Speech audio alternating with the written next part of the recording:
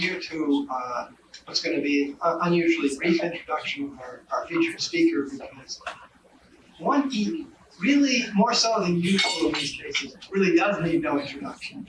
And secondly, because I think what I want to say, I can say very quickly. Judge Frank Easterbrook has been to many of our symposia. He has spoken many times. He has unfailingly been extremely informative, extremely interested. We have a wide number of people who participate in our conferences who are, frankly brilliant and have wonderful things to say. And he has always been at the very top of our list. We are delighted and honored to hear from him many times, and we are delighted and honored to have him as our speaker tonight. Judge Easterbrook is, of course, on the Second Circuit and worked in the SG's office, and I'm not going to give you the rest of his bio. I want you to hear from him and not from me. So without further ado, welcome Judge Easterbrook, and look forward to hearing from you.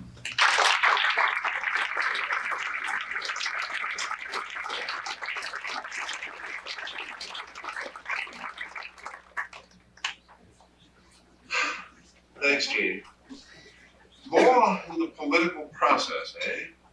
What a capacious title. Because the political process generates law, I suppose I could talk about any legal issue. Or maybe I could talk about how law affects politicians. Often the major effect is amusement. Last month, my two clerks came dashing into my office to see whether I was choking to death. Instead, they found me rolling on the floor in laughter, making odd noises. After finding a website announcing the winners of MLaw's annual warnings contest, have you looked at your products lately? MLaw found a wheelbarrow with a 13-inch wheel, and it was marked, "Not for highway use." A household iron solemnly warned its owner, quote, "Do not iron clothes while they are being worn." A maker of sleeping pills thought it essential to tell the customer, quote, "Warning, may cause drowsiness." A cartridge for laser printers said, quote, "Do not eat the toner." And a beach towel insisted that it should not be used for shelter during a hurricane. And I'm not making that up. Why do you see those warnings? Those warnings are designed to curtail litigation risk. And what is litigation risk? It's a phrase for the risk of stupid decisions by courts. In order to avoid judicial idiocy, manufacturers treat their customers as idiots. Do you really believe that the collection of judges who led manufacturers to behave in this risible fashion can tame the political process? Seems to me more likely they'll just make politicians chuckle. But what's with taming the political process anyway? This symposium began last night with a panel on Buckley against Vallejo and the Federal Election Campaign Act, or the FECA, followed this morning by a debate about the Shrink Missouri PAC case and another panel about the possibility of treating political parties as state actors. And these statutes and cases give me goosebumps. Until encountering the FECA, I'd always supposed that politics was the very core of the First Amendment. That is, the definition of things that can't be regulated by law. In a world where the Supreme Court tells politicians to keep their hands off the contents of commercial advertisements, how could it be possible to regulate political speech?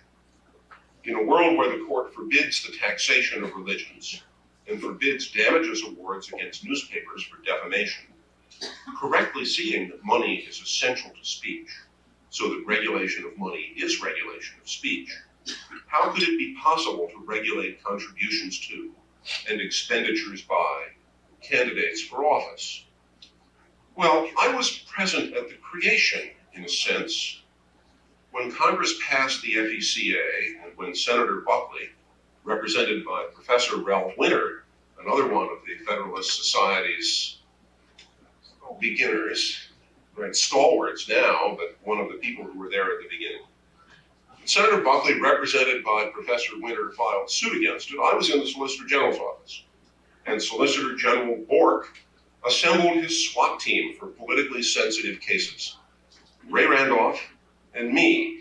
Now, the idea that you would pick Ray Randolph and me to handle the diplomatic skills needed for politically sensitive cases suggests that something had already gone wrong in the FECA, but there we were.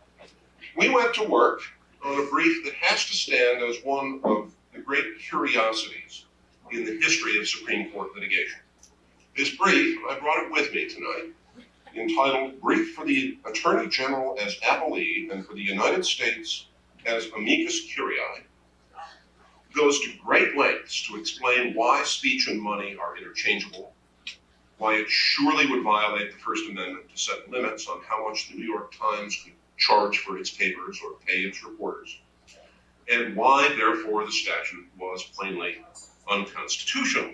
I mean, after all, next time somebody tells you that a contribution or expenditure limit for elections is just about money, and that, after all, money is not speech, you should reply that New York Times against Sullivan was a case just about money, and that the Alien and Sedition Acts were just laws about the optimal size of the prison population. But after saying those things, the brief left it to the justices to draw their own conclusions.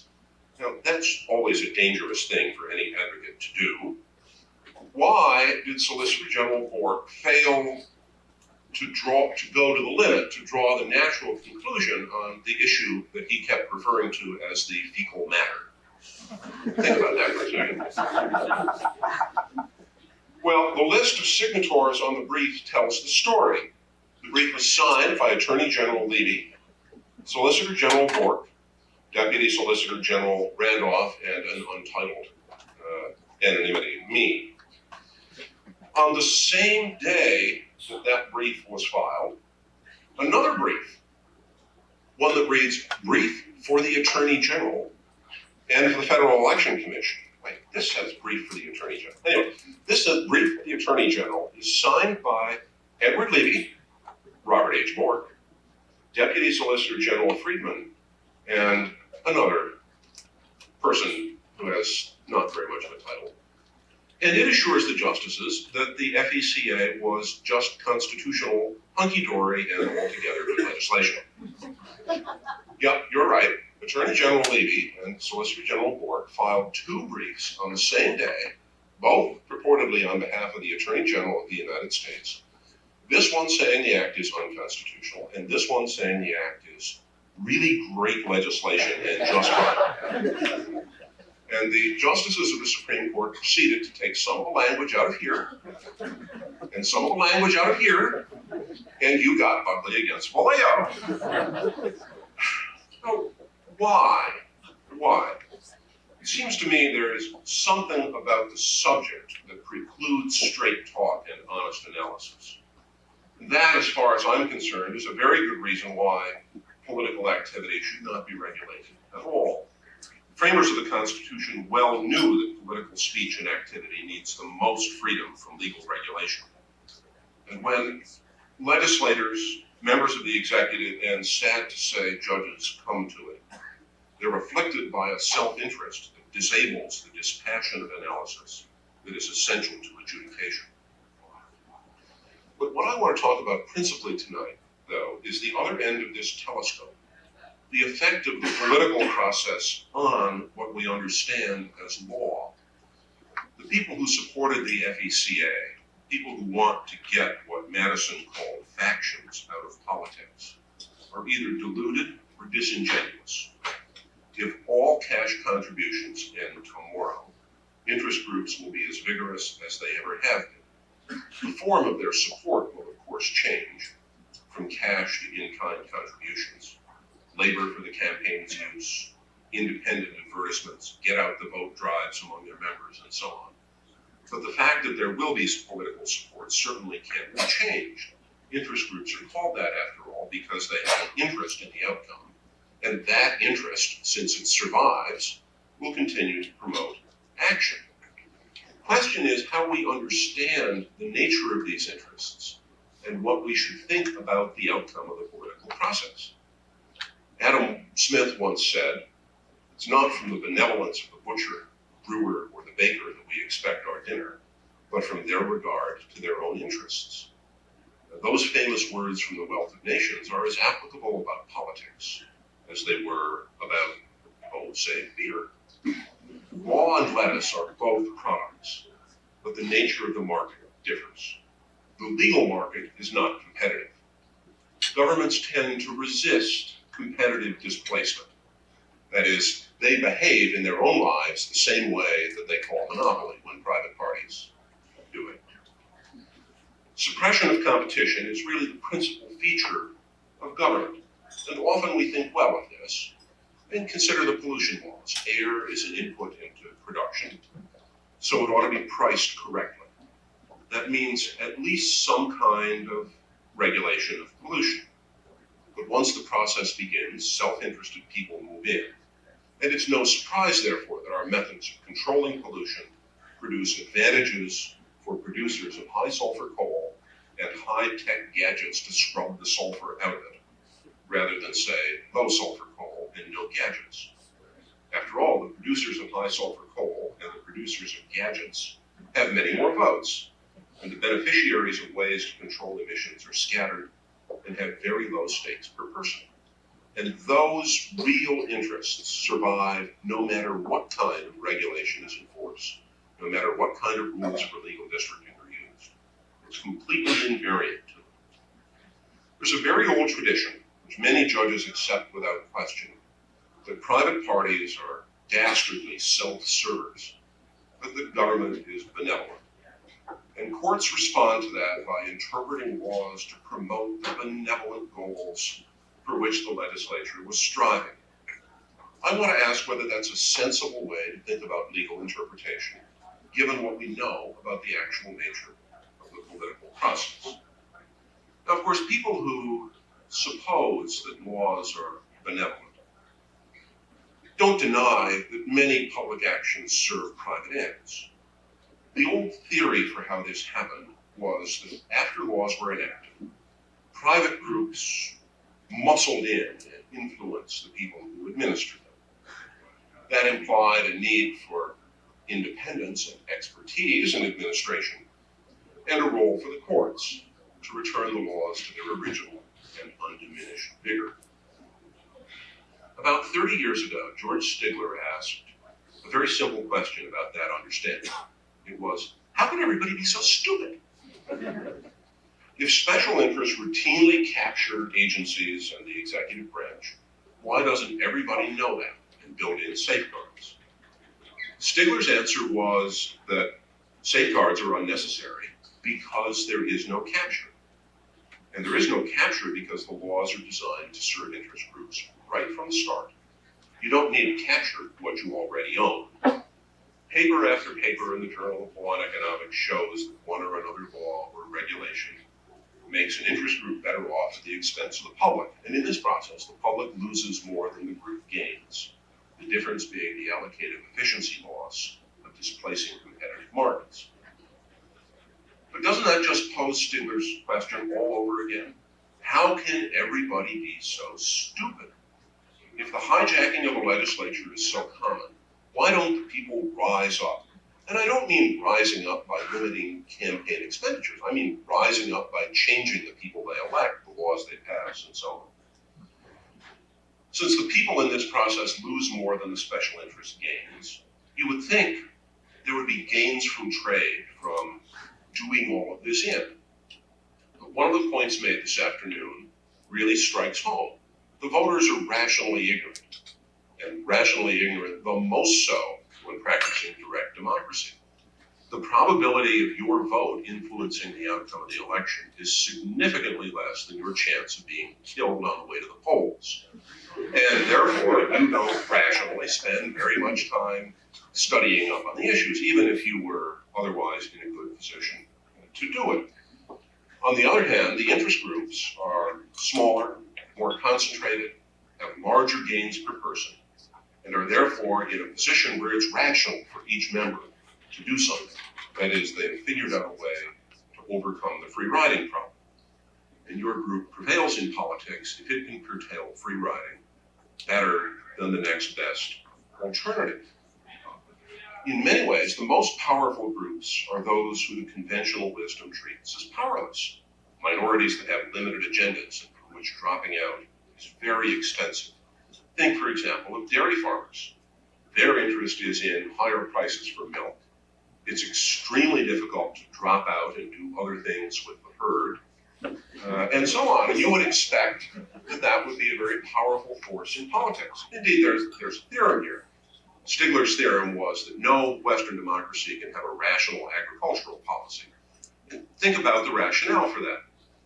In a fairly poor country where 70% of the populace is farmers, farmers are heavily taxed. How else, after all, could the government finance itself? In a wealthy economy where the farmers are less than 2% of the population, farming is heavily subsidized. And why is that? It's because the costs of subsidy are very widely spread. That analysis has some very surprising and perhaps to some of you unsettling implications. One of the implications is that almost everything that was discussed yesterday and today at this symposium is absolutely, completely irrelevant. That is, arguments about how districts are drawn and whether one district has greater representation per person than another. Arguments about how campaigns are financed all suppose that the kind of decision being made, that the kind of oppression that is at risk is majority oppression of minorities. We want to give the minorities more support in the political process. But if you're thinking along the public choice lines I am trying to induce you to think, that's not the problem in the political system. The problem in the political system is that minorities, because they are more concentrated and the costs of their action are dispersed, are relatively more powerful. One can do studies, empirical studies of the sort, did anything change about, say, farming policy when reapportionment occurred in the wake of Reynolds and Sims and Baker against Carr? The answer is no, because the whole way in which farm policy was made was extrinsic to these representational details. Nothing is really happening. Let me give you another example of why the conventional wisdom on this subject is not appreciating the nature of interest group politics. The conventional wisdom treats corporations as really powerful interests, and we have to arrange the political process to protect ourselves from them. One protection, for example, is that they are not allowed to make campaign contributions, certain and most kinds of campaign expenditures. Yet corporations do very poorly in handling free riding. Corporations don't vote, and their investors who do vote are completely dispersed through the stock market. Most people who own shares in, say, Ford are also apt to own shares in General Motors. Because they have widely traded and highly liquid investments, they're in no position to control free riding. People don't go to bat for their corporations. They sell the corporation's stock and move on. Liquid securities markets are the source of enormous free riding problems. Portfolio theory has taught investors that what they need to do is diversify. So the real people who have the power to vote don't much care what happens to particular firms. Well,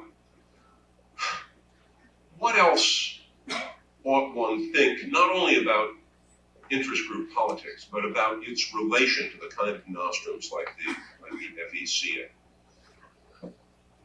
Since the FECA was enacted, by most studies, and there have been some fairly sophisticated economic studies of this, the volume of interest group legislation has gone up, and it's gone up by quite a lot.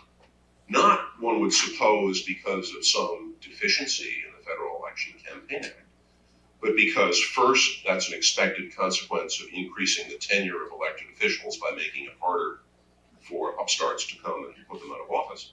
but much more importantly because this whole set of laws, and as I say, the set of problems being talked about today, is almost completely irrelevant. What's driving the change? Seems to me there are three kinds of things that I'll mention very briefly. And if you're looking to me today for empirical proof, you will not have it. But I will be happy to have people buy subscriptions to the Journal of Law and Economics right after you've read Professor Amar's latest book. You'll be able to queue in and get these subscriptions. One reason, a reason straight out of Federalist number 10. James Madison was relying on what we would today call agency slack to help make the government work. That is, representatives sometimes could put virtue, civic virtue, ahead of their constituents' interests. Why could they do that? Communication was so slow that by the time their constituents figured out what they had done, it was too late. And often there would have been some offsetting vote. As a large package could have been assembled. They've done some things for the public interest, some things for their constituents.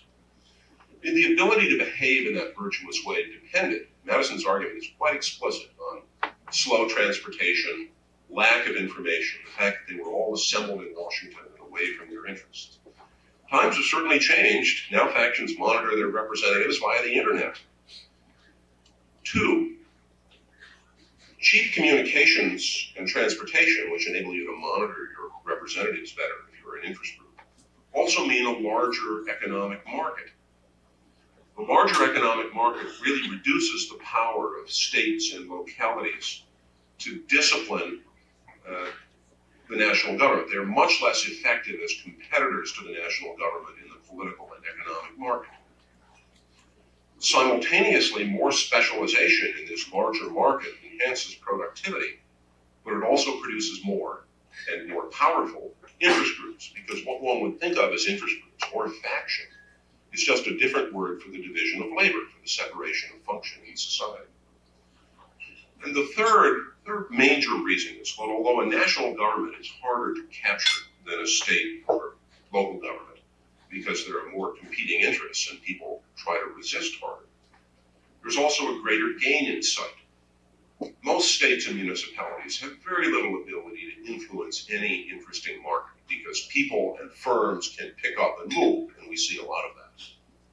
But it's much harder to pick up and move out of a really large country like the United States. Your costs of picking up and going, say, to Uruguay are fairly large compared to the costs of moving from Illinois to Massachusetts, although those are otherwise similar moves.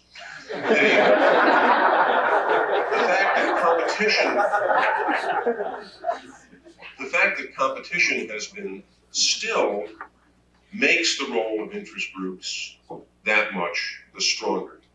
Well, that leads to the question, the thing I've tried to set up. What significance do these developments in the political process hold for what we conceive as law?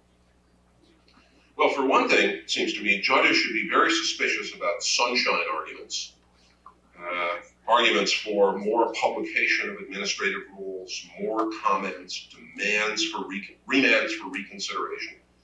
Those are not necessarily good things. Indeed, I'm inclined to think that they help interest groups monitor and therefore increase the volume of interest group legislation. I find it very strange that the same people who are big fanciers of the Federal Election Campaign Act and treating political parties as if they were state actors and fancy redistricting the better to represent minority interests, also are in favor of the Freedom of Information Act and the Government in the Sunshine Act and so on, which completely cut at cross purposes. If you think of the FECA as something that curtails interest groups, which I don't really, but if you do, then you should be against the Freedom of Information Act, the Government in the Sunshine Act, the Administrative Procedure Act, and quite a few other things, because they are the basic tools of interest groups. What other things is it worth mentioning as fundamental choices? Well, I will give you one more, which is that judges cannot interpret laws to serve the public interest. Now, are you shocked by that? Maybe you're all too jaded to be shocked by that. And besides, since this is not at Harvard, it wouldn't be as shocking as it would have been a few hours earlier when said on the very stamping grounds of Henry Hart and Albert Sachs, whose approach to legislation that was. But when civic virtue fails to carry the day, and statutes reflect the outcome of a bargaining process among factions and their representatives, all you get out is compromises, and compromises lack a spirit. That proposition has two components. First is the interest group theory on which I've been hammering away. And the second is a corollary that legislators and the Supreme Court all make their decisions by voting. In a series of famous propositions from Condorcet to Duncan Black to Kenneth Arrow, it's been established that institutions that make their decisions by voting cannot, if you adhere to certain minimum conditions for rationality, like there not being any dictators, cannot make consistent and principled decisions. So when I hear complaints, as I heard today at the panel on redistricting, that gee, the Supreme Court has not been very coherent about all of this, I just say, another person has discovered Kenneth Arrow. Well, that's true not only about the Supreme Court, but about the legislature. Legislatures do, though, manage to be reasonably stable, notwithstanding the Arrow theory. How do they manage to do it? They manage to do a few things. One, in Congress, some votes do count for more than others.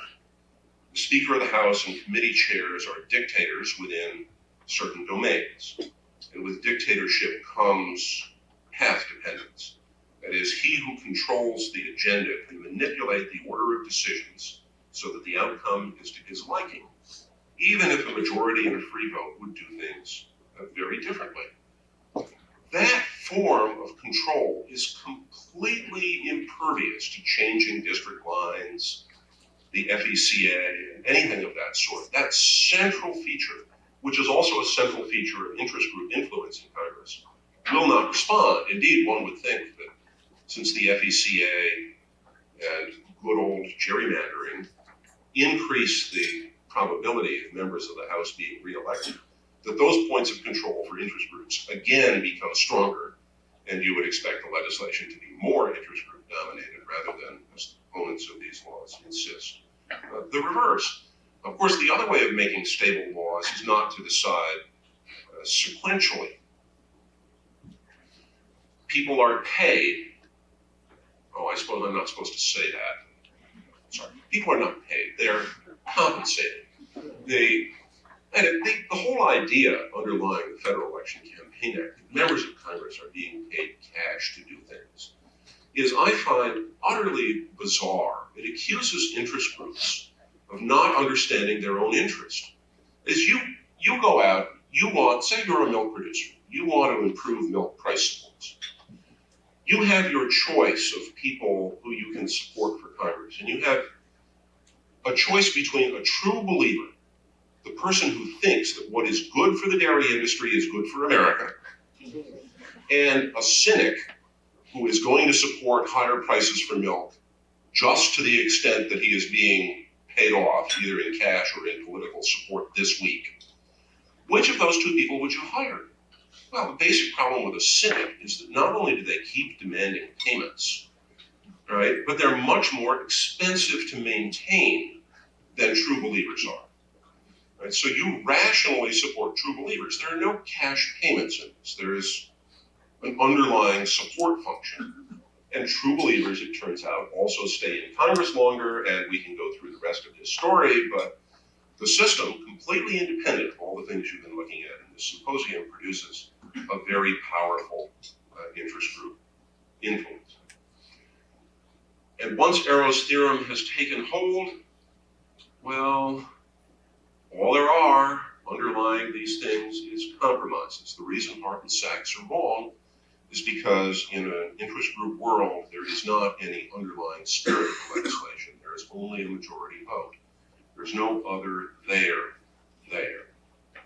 Well, if judges can't serve the public interest by finding and implementing a legislative intent, what can they do? What is the right relation between judges and the political branches in a world marked by this kind of politics?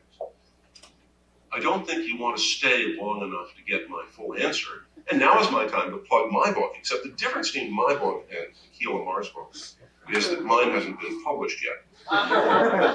But one of these days, probably before you retire from the practice of law, I will get my book on interpretation out the door.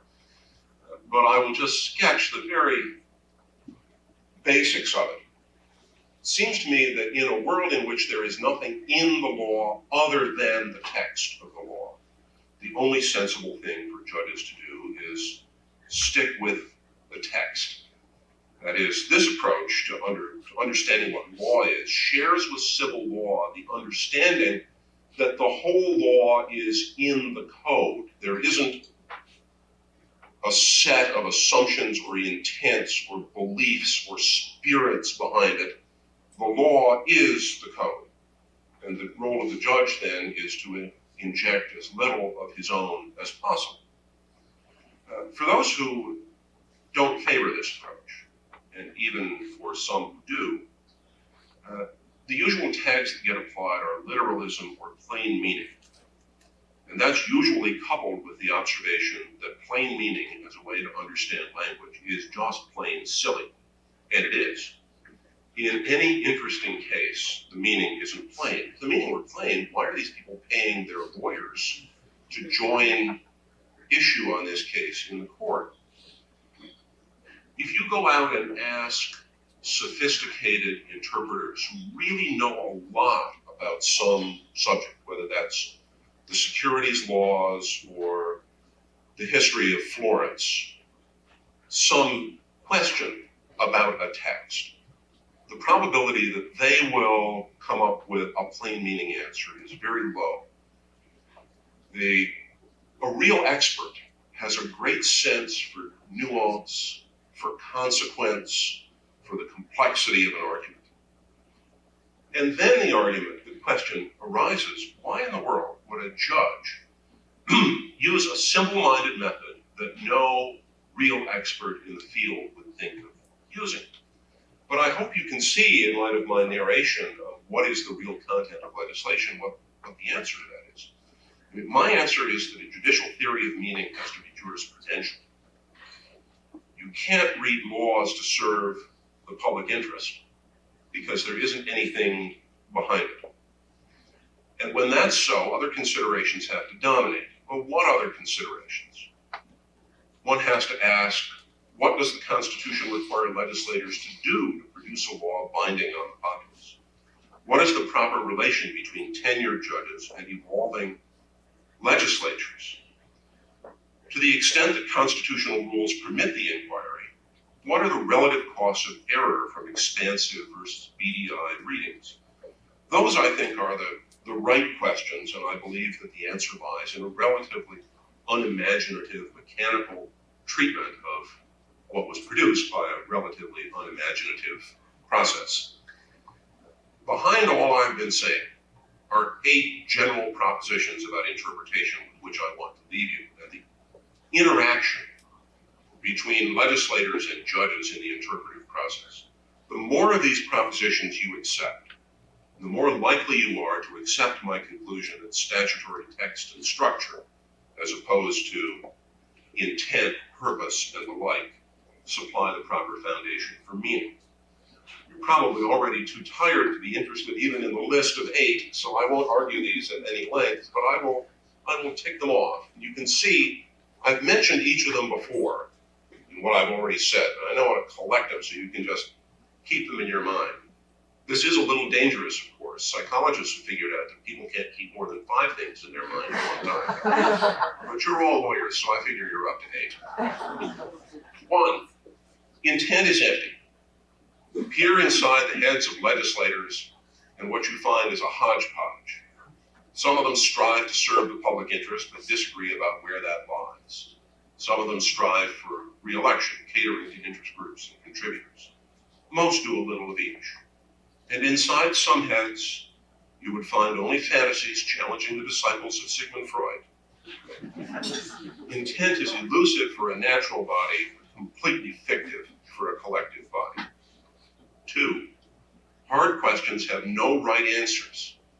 Given the ways in which laws are created, we must not pretend that the text answers every question if only we stare hard enough at it, poke it in the right places, and look underneath it to see if there is some ghostly writing on the back of it. It just isn't there, and people have to address that candidly. 3, laws lack spirit. Legislation is compromise, and compromises have no spirit. They just are.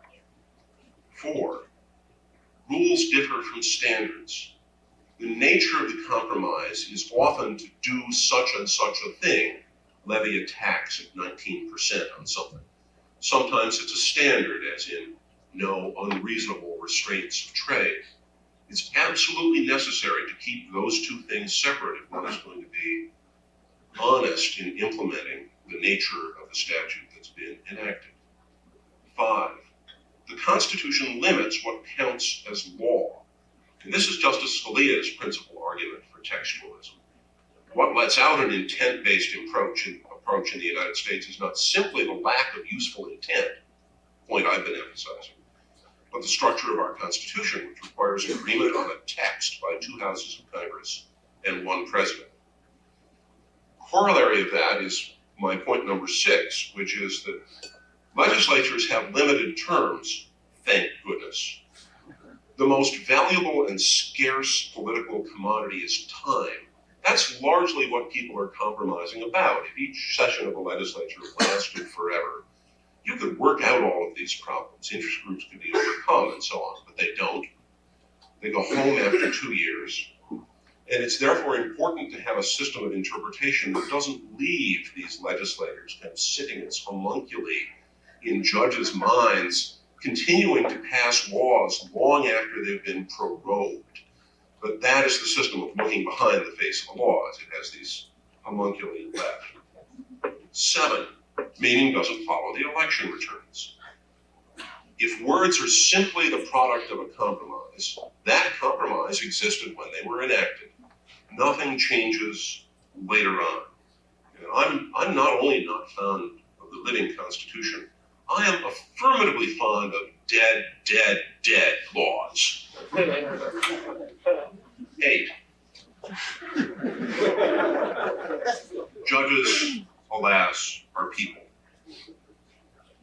People often don't understand that, but it's true, I assure you. Judges are basically overburdened regulators. That's what judges do for a living.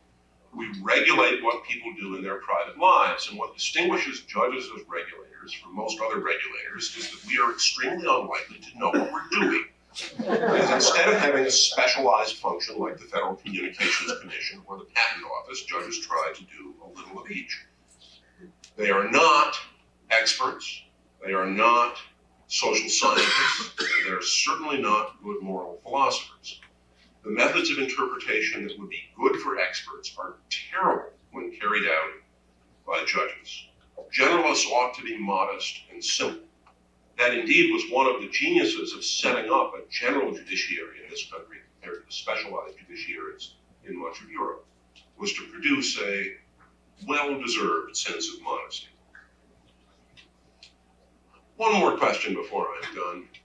It's often said, although not often by the Federalist Society, that the method of interpretation itself is political. After all, if Congress is dominated by interest groups, if the milk producers are in charge there, why would the people who Congress confirms to the federal bench be any different? And it certainly seems to me that the method of interpretation can be political if the interpreter is intellectually dishonest, switching between textualism and a more expansive style, according to his estimate of the probable outcome. It can be political if the interpreter uses the rhetoric of textualism to disguise other methods. But of course, the search for the public interest and intent in the large is much more indulgent to the judge's druthers than the methods I've been discussing. When we worry about judges exalting their will over that of the legislature, that is all the time, we ought to prefer a model of construction under which that is a sin rather than one in which it is the norm. Thank you very much.